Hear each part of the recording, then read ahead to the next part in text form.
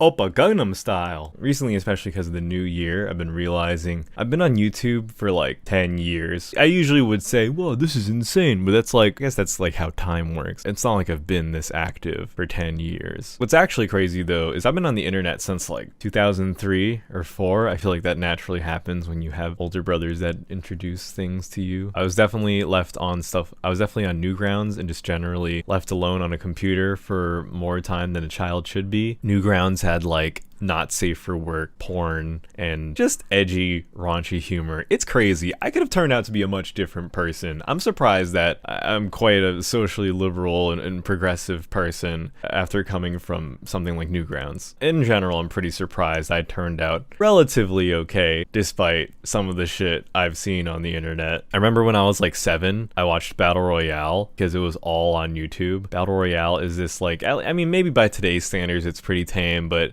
at the time, it was like infamously really gory. I've always felt like this weird Akira mutation of shit from being on the internet for so long. Especially recently, social media or the internet in general has become a lot more mainstream and popular, and that probably is just because of how accessible it is now. Obviously, we've had smartphones for a while, but now like my mom follows like content, like personalities within like the family content sphere. It's crazy to me because this used to not be cool at all. You used to be such a loser for spending as much time as we do on the internet now. Like nowadays, college students and high schoolers will do anything to become a niche internet micro celebrity. But I feel like back in the day, it was not easy to leverage popularity from the internet, at least on a smaller scale. I kind of miss when these worlds were separate. If you brought up stuff that people do on the internet now to like quote unquote normies in like 2010, those people would treat you like a super loser, especially for certain things that are super mainstream, like gaming. When I was like 7, I literally used to watch videos of people playing video games and talking over them.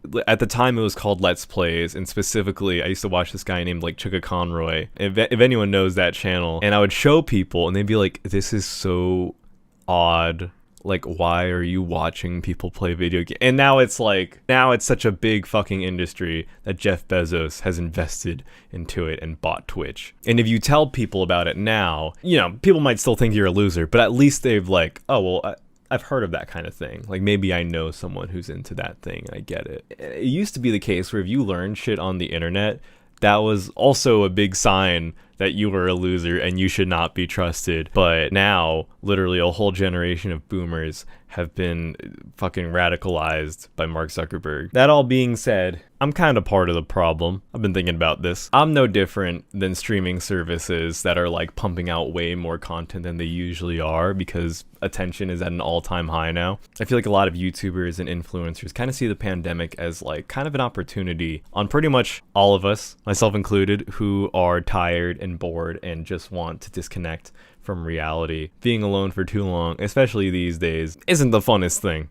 Like, a lot of people feel like this is my in where I can bypass a normal life potentially by making some money doing this thing, whether it's YouTube, streaming, whatever. Yeah, I don't know. I think about it. I do wonder if what I'm doing is ethical because so many people are suffering mentally, and I wonder if I'm like taking advantage of people. At the end of the day, this is just me being bored. Like, do I maybe see this as a way to potentially make money? Sure, but I definitely don't want whatever this is to be my career, at least right now. This whole thing, doing this every day, even though it's a bit difficult, it's quite fulfilling for me creatively. And it is fun to push myself. I don't know, I have to get out of this zone where I'm like dreading filming because I always have fun whenever I do this. I'm always like, oh my god, this is not gonna be. But then I like when I actually record, I'm like having a good time, which is maybe why, I mean, not to blow the surprise. I mean, it's not that surprise. I already said it as well.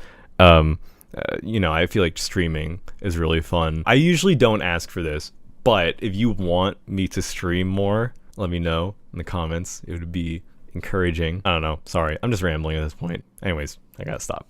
Thank you.